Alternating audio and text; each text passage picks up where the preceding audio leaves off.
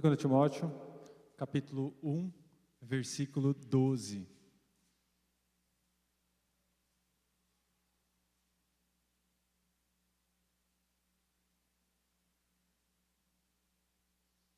Nós vamos ler a partir do 6, pode ser? Vamos ler a partir do 6. Por este motivo, eu te exorto, que despertes o dom de Deus que há em ti, pela imposição das minhas mãos. Porque Deus não nos deu um espírito de timidez, mas de poder, de amor e de moderação. Portanto, não te envergonhes do testemunho de nosso Senhor, nem de mim, que sou prisioneiro seu. Antes, participa comigo das aflições do Evangelho, segundo o poder de Deus, que nos salvou e nos chamou com uma santa vocação, não segundo as nossas obras, mas segundo o seu próprio propósito e a graça que nos foi dada em Cristo Jesus antes dos tempos eternos, e que agora se manifesta pelo aparecimento de nosso Salvador Cristo Jesus, o qual destruiu a morte e trouxe à luz a vida e a imortalidade pelo Evangelho, do qual fui constituído pregador, apóstolo e mestre. Por este motivo, eu sofro também estas coisas, mas eu não me envergonho, porque eu sei em que eu tenho crido, e eu estou certo de que Ele é poderoso para guardar o meu depósito até aquele dia. Amém? Feche seus olhos mais uma vez.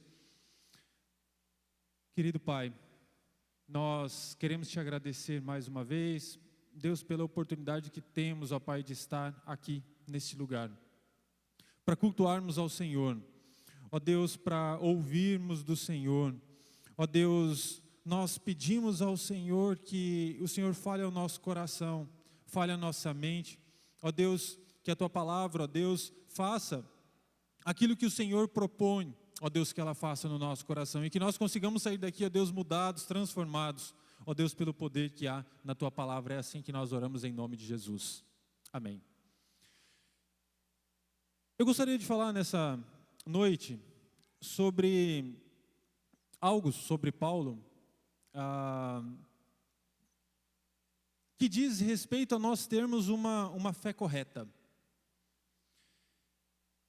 Porque hoje o Evangelho, ou a fé cristã, eu diria, ela é tratada quase como se fosse uma mercadoria.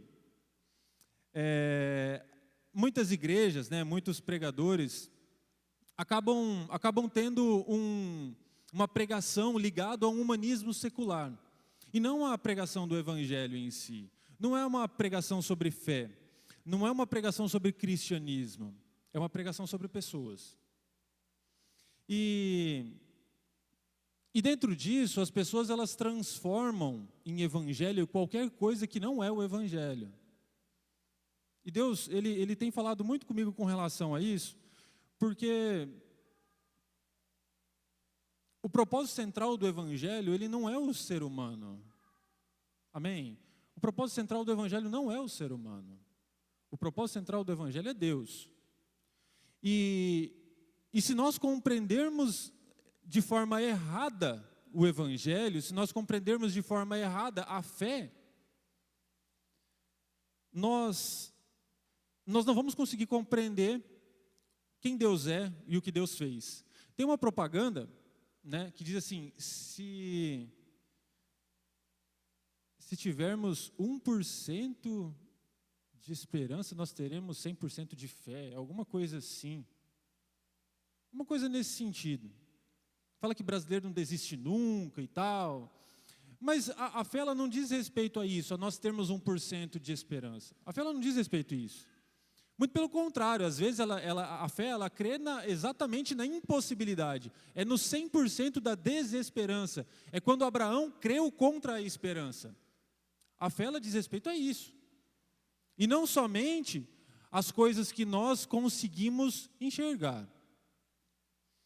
E Paulo, quando ele fala sobre a fé, Paulo ele vai dando conselhos a Timóteo, ele quer dizer para Timóteo, ali antes, ele vai dizendo, ele vai elencando coisas que diz respeito assim, ó, Timóteo, você tem que saber no que diz respeito à sua fé. Você precisa saber no que a sua fé é baseada. Porque não adianta você dizer que acredita em algo se você não sabe no que acredita. Isso não faz sentido. E aí quando Paulo chega ali no versículo 12, ele vai dizer assim, ó, por esse motivo eu sofro também essas coisas, mas eu não me envergonho. E eu queria tratar de dois temas, não seriam dois temas, mas dois assuntos ligados aqui, que ele diz assim, ó, porque eu sei, diga assim comigo, eu sei. Diga assim de novo, eu sei. O que diz respeito a saber de algo? Paulo ele não está dizendo assim, eu sinto. Paulo está dizendo o quê? Eu sei. Diga assim comigo de novo, eu sei. Paulo não está dizendo eu sinto. Ele não diz assim, ó, eu sinto Deus, aquele que eu tenho crido. Não, ele não está dizendo isso. Ele está dizendo o seguinte, eu sei em quem eu tenho crido. Quando nós falamos sobre saber, o que nos vem à mente? Saber implica em conhecer. Amém? Saber, se eu sei, significa que eu tenho conhecimento. Não é que eu senti algo, que eu sinto algo, significa que eu sei de algo, que eu conheci algo. Vários cristãos, ali nos anos de 1600, eles diziam que a fé ela diz respeito a três coisas: conhecimento, concordância e confiança. Diga assim comigo, conhecimento, concordância, confiança. Então, a fé que Paulo está dizendo aqui, quando ele fala assim, eu sei, ele está dizendo assim, ó, eu conheço, eu concordo com isso e eu confio nisso. Está claro? Quando Paulo está dizendo que sabe, ele não está dizendo só que ele teve uma experiência, ainda que a experiência possa fazer parte do saber. Mas o saber, propriamente dito, não diz respeito necessariamente a ter experiências. Está claro? Então, quando nós tratamos o Evangelho de forma a dizer para a pessoa que você só teve uma experiência com Deus quando você chorou, que você só teve uma experiência com Deus quando você caiu, quando você só teve uma experiência quando você entrou num transe, isso não é o Evangelho, porque o Evangelho é saber, o Evangelho é conhecer, e depois de conhecer é concordar com aquilo, e depois de concordar com aquilo é confiar naquilo. Está claro isso, gente? O Evangelho, a fé, ela diz respeito a isso. É por isso que quando Paulo fala que ele não se envergonha, ele está sendo muito claro. Por que ele não se envergonha? Porque ele sabe, ele concorda e ele confia naquilo. Ele confia naquilo que foi pregado a ele, naquilo que foi confiado a ele, ele confia naquilo. É por isso que ele não se envergonha. E é por isso que evangélicos, vou citar esse nome, por isso que muitos evangélicos podem se envergonhar de ser evangélico ou de pregar a palavra. Por quê? Porque talvez até conheçam, mas talvez não concordem e com certeza não confiam. Isso eu não tenho dúvida.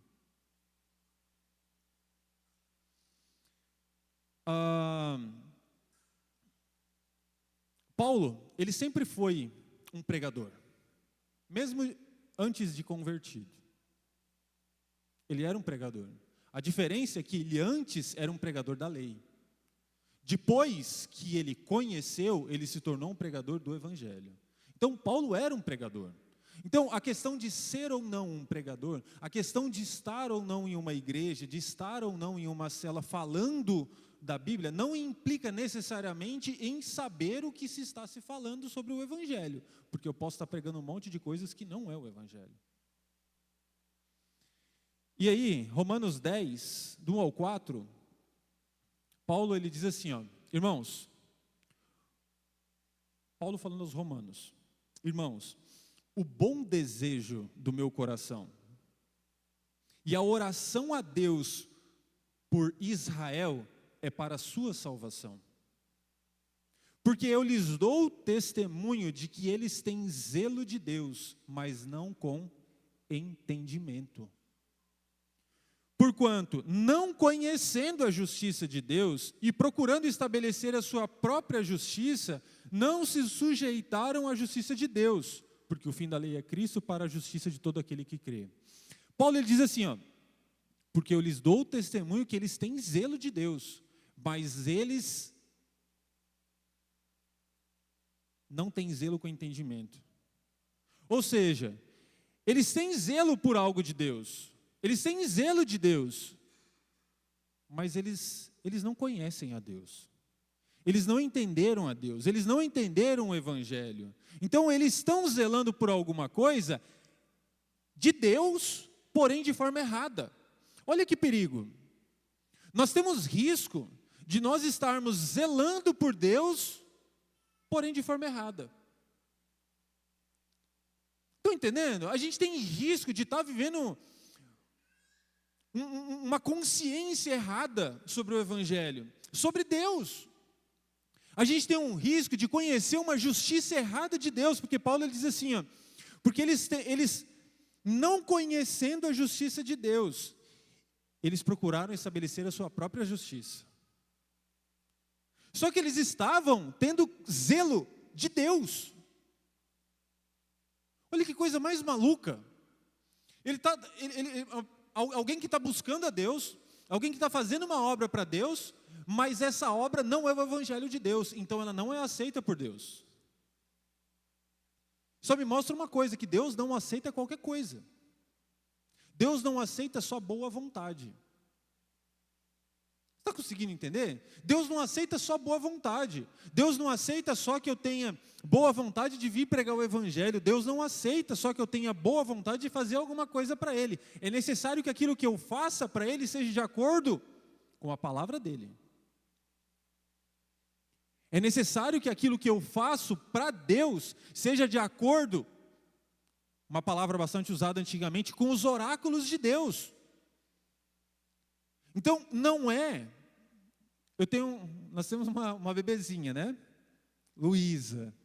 Já pensou se eu chegar, vamos supor que eu não entenda absolutamente nada sobre nutrição, vamos supor que eu seja alguém que viveu no meio do mato a vida inteira, não tive contato com nada, e alguém chega para mim e me deu uma latinha de Coca-Cola, certo? Me deu uma latinha de Coca-Cola. E aí eu vejo, de repente, a Luísa está com sede. E aí eu não sabendo, alguém me diz assim, não, Coca-Cola é líquido, Coca-Cola vai matar a sede. E às vezes dá vontade de tomar uma Coca-Cola, né? Parece que a gente está com sede de Coca. Mas aí vem a pessoa e fala, ó, pode dar para a Luísa Coca-Cola, porque vai matar a sede dela.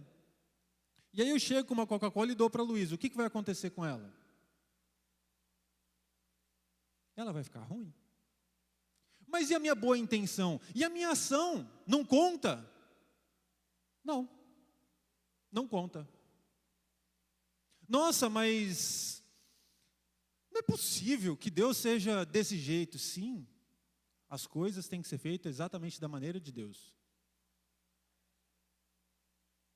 Amém? É por isso que o saber de Paulo, quando ele fala assim, eu sei, não é algo superficial. Saber sobre Deus não é igual conhecer a Deus, conhecer a justiça de Deus. Ter zelo sobre as coisas de Deus não implica necessariamente eu estar fazendo algo da forma correta para Deus. Então saber, eu sei, ele implica em nós deixarmos a nossa ignorância, implica em nós nos dedicarmos a estudar a palavra de Deus. Saber implica isso, implica em nós abdicarmos de coisas.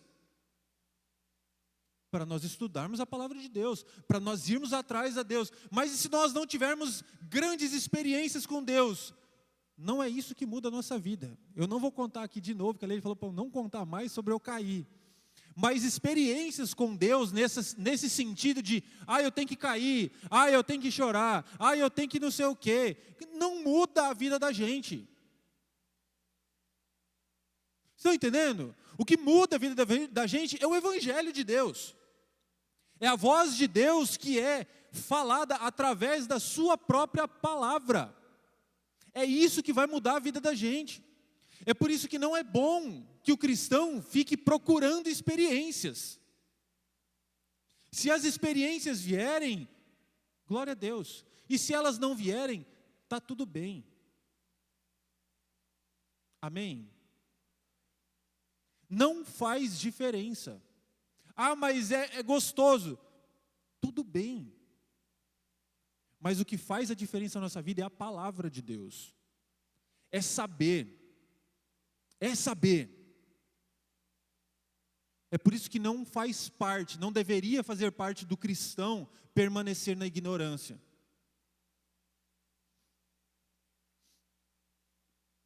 E aí nós podemos, dentro disso, existem 3 situações basicamente.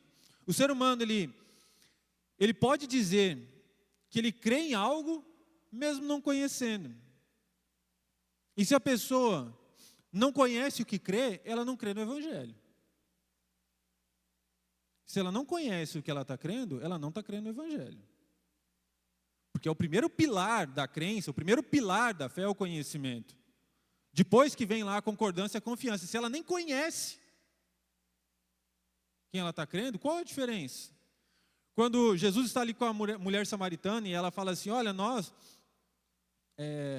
onde vocês devem adorar? E aí o que Jesus responde para ela?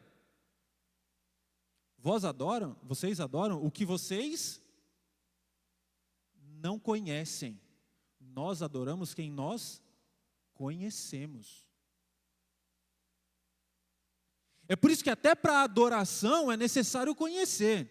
Porque está lá no momento lá do louvor, está lá no momento lá, aí está lá tendo, sei lá, começa de chorar e tal.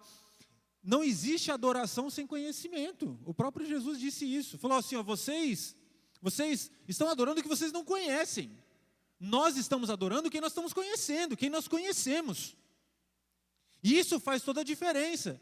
Porque daí você vai entender que não é neste monte ou naquele que vocês precisam adorar.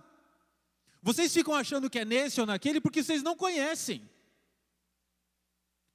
Vocês ficam achando que só pode buscar Deus na igreja, que só pode orar no quarto, que só pode fazer tal coisa, que só o pastor tem que pregar o evangelho. Vocês estão falando isso porque vocês não conhecem.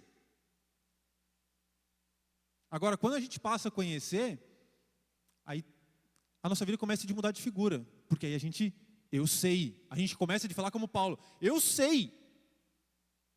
Então alguém, ele pode dizer que crê em algo e ele não conhece. E aí, isso tem uma palavra, né? Que ela é chamada de fideísmo. Não é fé, é fideísmo. É qualquer coisa menos fé. E tem essa palavra que é chamada de fideísmo. E a outra pessoa, ela pode conhecer algo, mas ela pode não ter entendimento sobre esse algo. Que é o que eu disse sobre a Coca-Cola. Eu sei que a minha filha está com sede, e aí eu sei que ela precisa de líquido, né? E aí eu vou e dou Coca-Cola para ela. Falta entendimento. Falta entendimento. Eu posso querer fazer alguma coisa para Deus, eu posso conhecer a Deus, mas eu não tenho entendimento sobre Deus. Não tenho. E aí eu vou fazer as coisas confusas. Eu não vou fazer de acordo com o que Deus pede da forma que seja feito. E aí eu posso errar demais. Eu posso errar muito. E eu posso machucar outras pessoas. Eu não sei se eu já contei para vocês, mas quando eu fui fazer uma cirurgia uma vez, e aí depois da cirurgia, eu estava lá internado, né? E aí, o pós-cirúrgico, estava lá com soro, e aí, de repente, parou de vir soro na veia. Não sei se a Leide lembra. Parou de vir soro na veia. E aí chegou uma enfermeira, falou, ué, né? Uma meio novata lá. Que estranho, né? Vamos furar outra veia, né? Aí eu falei, caramba, né? Tem que furar, beleza? Tem que furar. Fazer o quê, né? Precisa de soro. Furou outra veia, trocou, né? E tal, e aí desceu, e aí parou. Aí ela ficou olhando, eu acho que seu sangue está coagulando muito rápido. Eu falei, caramba, muito rápido mesmo, né? Tipo, muito rápido. Vou chamar outra pessoa. Aí chamou uma segunda enfermeira, ela foi lá e tal, e aí vai, mexe, nada. Vamos furar outra veia. Eu falei, caramba, vamos lá, né? Aí foi no outro braço, furou outra veia, nada. E aí vai, chamou uma enfermeira mais experiente lá, chegou lá e tal, e nada. E aí, de repente, a mais novata depois percebeu, o que estava errado era o caninho embaixo. Não tinha nada a ver com a minha veia, não tinha. Era um negócio que estava lá embaixo. Ou seja, não basta eu saber fazer, não basta eu querer fazer. É necessário que eu faça, que eu tenha entendimento no processo. Porque senão eu vou estar machucando pessoas, você entende? Eu posso estar machucando pessoas, eu posso estar machucando a mim mesmo, porque eu estou fazendo sem entendimento. Eu estou fazendo sem entendimento. Eu sei que tem que furar a veia, eu sei que tem que fazer, mas eu estou olhando para o lugar errado, da forma errada, a coisa errada, não sei. E aí a terceira pessoa, né, aquela que vai ter entendimento. Então eu tenho uma pessoa que ela diz que crê, mas não sabe no que crê. Que a maioria das pessoas hoje é assim, infelizmente, né? Pedir para falar alguma coisa sobre Deus, fala um versículo bíblico, faça a sua parte que da minha eu farei, né? Aí coloca esse versículo bíblico, onde está escrito? Não, está escrito na Bíblia. Nem existe isso. E aí, nós precisamos entender que eu sei, ele faz parte para nós. Ele precisa ser para você. Sabe, Paulo, quando fala eu sei, ele não está só dizendo eu sei, nós precisamos copiar isso, nós precisamos falar assim, eu sei também. É necessário que quando alguém perguntar a razão, tem versículo bíblico, não lembro agora a referência, assim, se alguém perguntar a razão da sua fé, que você esteja pronto para responder. Será que você está pronto para responder a razão da sua fé? Por que você crê? E não é porque eu tive uma experiência, não, por que você crê? Por que você crê em Deus? Amém? Então, que o eu sei para você seja hoje, ou seja, que você pare para pensar, né, no eu sei, para saber se você realmente sabe. Se você não sabe, busque saber. Que o seu eu sei, ele seja consciente. Não seja só, é porque eu vou na igreja, é porque eu acho legal, é porque é gostoso. Não, é porque eu tive uma experiência. Não, porque eu fui curado. Não. Isso não é ele pode fazer parte do evangelho, mas esse não é o evangelho. E aí, Paulo, ele diz assim, eu sei em quem tenho crido. Quando Paulo fala em quem tenho crido, me leva a compreender algo. Quando Paulo fala eu sei em quem tenho crido, ele está dizendo o seguinte, eu não firmo a minha fé nas pessoas. A minha fé não está firmada no pastor Orlando. A minha fé, ela não está firmada no Spurgeon, que eu sempre cito aqui. Minha fé não está firmada nele. Minha fé não está firmada no Jonathan Edwards. Minha fé não está firmada no Santo Agostinho. Minha fé, ela não está firmada nisso. A minha fé também, ela não está firmada em doutrinas. A sua fé, ela não pode estar firmada em doutrinas. Ela não pode, ela não deve. Porque a nossa fé, ela não diz respeito a doutrinas, ela não diz respeito a isso, ainda que existem limites. Mas a nossa fé, ela não está nem firmada nas pessoas e nem em doutrinas. A nossa fé está firmada em uma única pessoa, e essa pessoa é Cristo.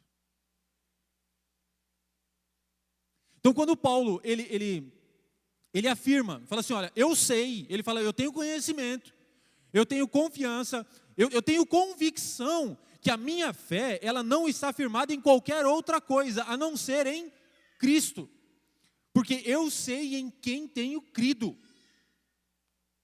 E aí ele continua dizendo, né, a gente vai voltar aí, e eu estou certo de que Ele é poderoso para guardar o meu depósito até aquele dia. Ele não está dizendo, fala assim, não, a minha fé, ela não está firmada naquilo que eu aprendi de Gamaliel, porque aquilo que eu tinha, eu considero tudo aquilo como esterco. Ainda que eu use isso hoje para pregar o evangelho, mas essas coisas eu considero como esterco para poder ganhar Cristo, porque a minha fé, aquele que eu conheço, é nessa pessoa que está firmada a minha fé, é nessa pessoa, porque é Ele que é poderoso para guardar a minha fé, é Ele que é poderoso para guardar o meu depósito. Amém? Nós recebermos oração de outras pessoas é importante nos alimentarmos de pregações, é importante nos alimentarmos de livros, é importante nós nos alimentarmos de outras pessoas. Mas nós precisamos entender que o nosso melhor alimento, ele vem sempre direto da fonte. O nosso alimento principal, o alimento puro, ele vem sempre direto da fonte. E não é bom que a nossa fé esteja firmada em alguém trazer o alimento para nós. Não é saudável para um cristão que o alimento dele seja só quarta à noite e domingo à noite. Ou domingo de manhã. Não é bom que o alimento dele seja só ali.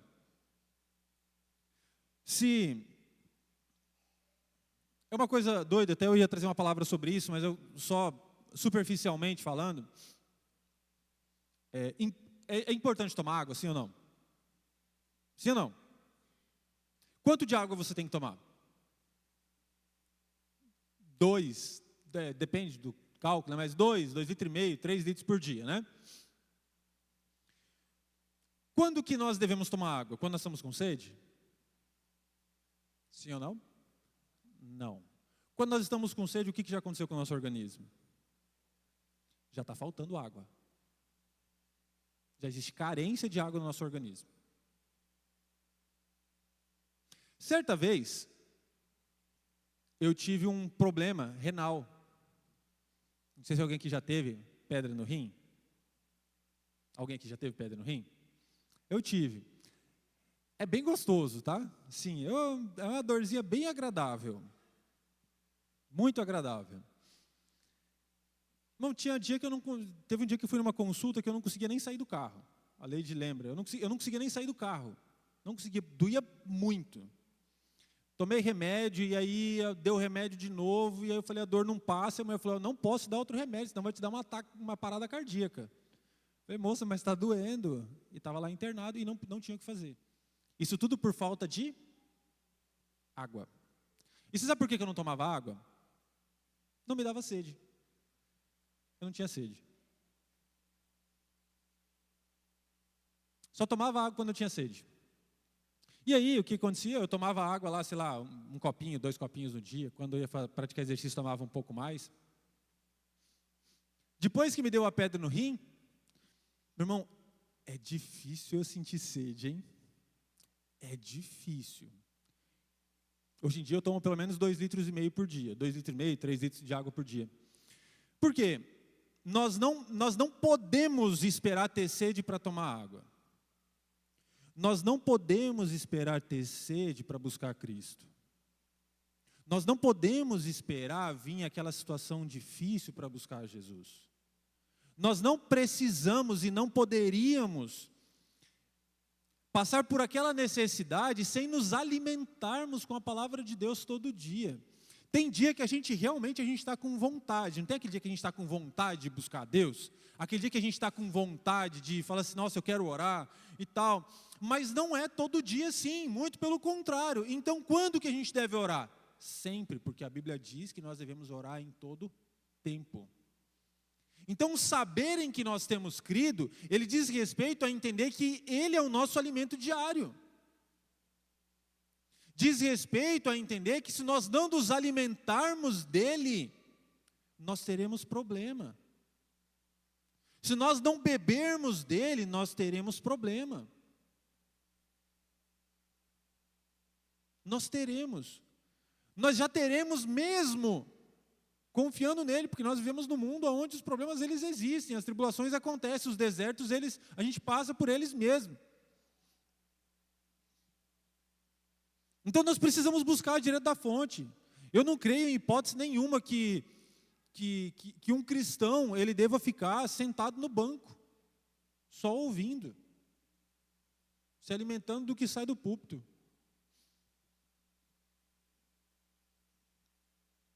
Deus ele pode agir através de situações que acontecem. Se a gente olha para a Bíblia, a gente vê pessoas sendo curadas pela sombra de Pedro, por exemplo. E aí a gente tem, não estou nem questionando a forma, mas assim, é errado orar por um lenço para levar para casa? Não, não é errado, Deus pode fazer. A questão é que a nossa fé não pode estar na oração de quem faz. A nossa fé, ela precisa estar firmada em Deus, porque a nossa fé ela está firmada em quem ouve a oração e não em quem ora. Amém?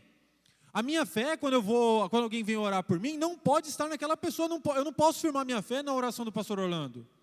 Minha fé não é na oração dele. A minha fé precisa ser no Deus que ele está orando. A minha fé, a sua fé, ela não pode ser no pregador que ora aqui, não. A nossa fé, ela não pode ser na doutrina de alguma coisa que você leva para casa. Ela não pode estar firmada nisso. A nossa fé precisa, como Paulo, eu sei em quem eu tenho crido. Eu sei em quem eu tenho crido. Porque é Ele que é poderoso. Não é uma ignorância nós achamos que a nossa oração é poderosa. A nossa oração tem poder. Nossa oração tem poder, mas não porque nós oramos. A nossa oração tem poder é porque nós oramos a alguém que tem poder. Está claro isso? É por causa disso.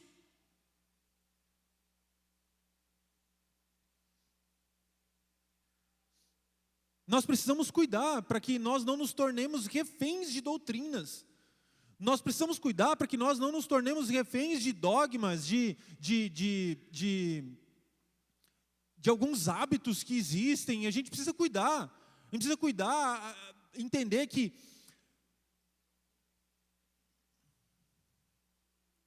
a oração em pé, ela vale tanto quanto a oração de joelho.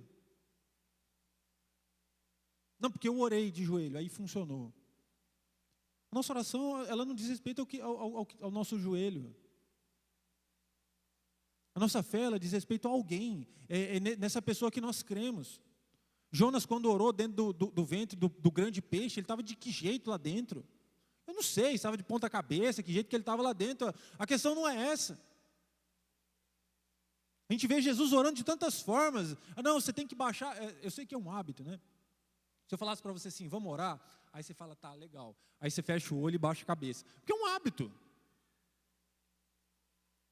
Mas a oração não precisa fechar o olho e baixar a cabeça, não é isso.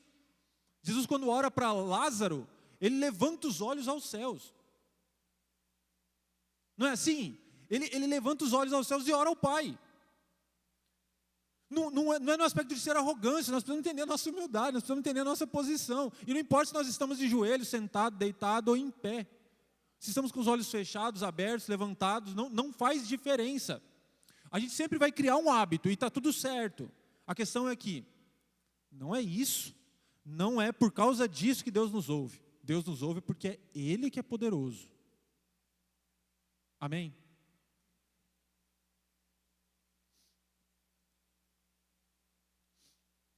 A Bíblia, ela não serve de nada a não ser um amontoado de conhecimento.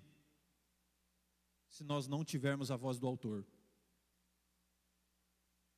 A Bíblia não serve de absolutamente nada, a não ser um amontoado de conhecimento, se nós não tivermos a voz do autor. Se nós não pudermos ouvir a Deus através da palavra dele. Ela não adianta de nada. De absolutamente nada. A gente vai criar um monte de doutrina a respeito disso. E aí, para a gente encerrar, eu quero falar para você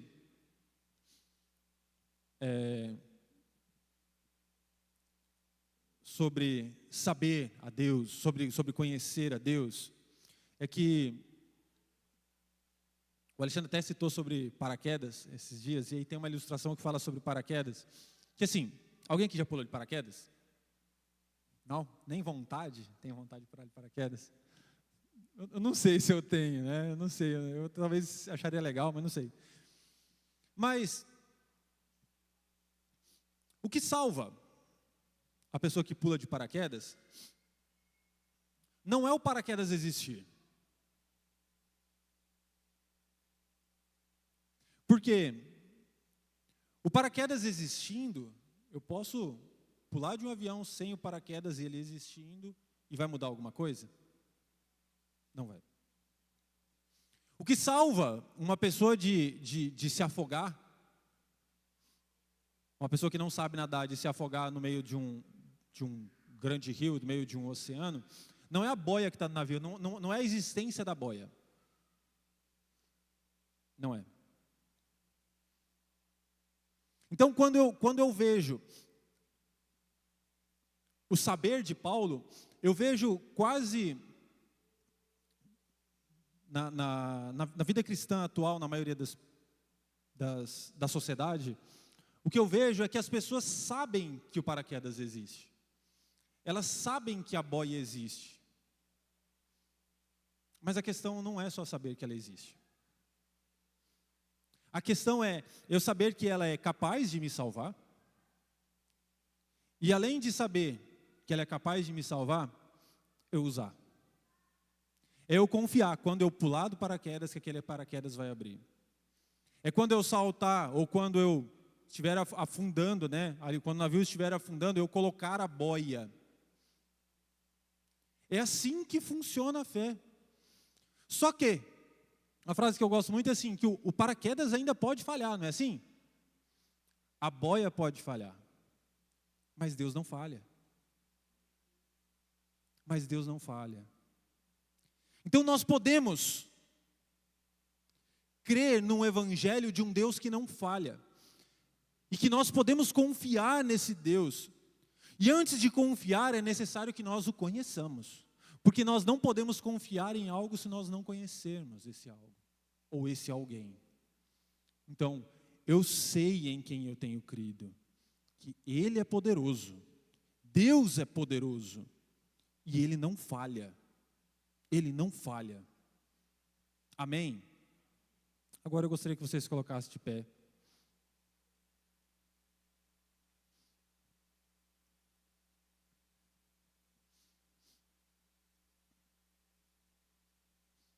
E eu gostaria de orar encerrando com você. E antes de nós orarmos encerrando, eu gostaria que você, eu gosto sempre de fazer isso, que você colocasse isso no seu coração. De pedir para Deus, fala, Deus, me ajude a crer.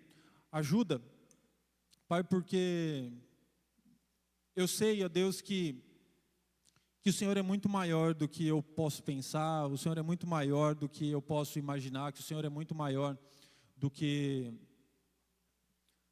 alguém já tenha experimentado alguma coisa do Senhor, do que alguém já tenha conhecido o Senhor. Gostaria que você orasse a respeito. Pai, em nome de Jesus, nós sabemos, ó Pai, que a nossa fé nunca será do tamanho do Senhor. A nossa fé nunca será do tamanho do Senhor. Porque nós nunca vamos conseguir conhecer, ó Deus, plenamente o Senhor. Deus, mas nas nossas limitações, ó Deus, nós queremos conhecer mais ao Senhor. Ó Deus, nós queremos, ó Deus, conhecer ao Senhor, até que nós consigamos falar como Paulo. Eu sei, ó Pai, em quem eu tenho crido que o Senhor é poderoso para guardar o meu depósito até aquele dia. Pai, em nome de Jesus, que esse conhecimento ele nunca sirva, ó Deus, para nós de alguma forma, ó Deus, nos exaltarmos, ó Deus, mas muito pelo contrário, ó Deus, que nós consigamos, ó Pai, fazer com que esse conhecimento, ó Deus, ele gere confiança cada vez maior no Senhor, sabendo, ó Deus, é que o Senhor é quem é poderoso para fazer todas as coisas, é que o Senhor é quem nos guarda até o fim. Não importa se esse fim será daqui a pouco, ó Deus, ou daqui 50 anos. Mas nós sabemos, ó Pai, é que o Senhor é que é poderoso, e nós queremos fazer com que nós consigamos conhecer mais ao Senhor. Deus, que a glória nunca seja nossa. Deus, que a oração, ó Deus, nunca, ó Deus, reflita algum tipo, ó Deus, de soberba, ó Pai, nas nossas vidas. Ó Deus, mas que nós consigamos glorificar ao Senhor em todas as coisas que nós fazemos. Pai, em nome de Jesus, glorifica o Teu nome, através das nossas vidas. Leva-nos em segurança para os nossos lares nessa noite. Nós cremos, ó Pai, que o Senhor fará grandes obras, grande obra, ó Pai, na nossa vida. É assim que nós oramos para a Tua glória, em nome de Jesus. Amém, amém, amém. Estamos encerrados. Saúde, seu irmão, com a paz do Senhor. Tenha uma noite abençoada, um resto de semana abençoado.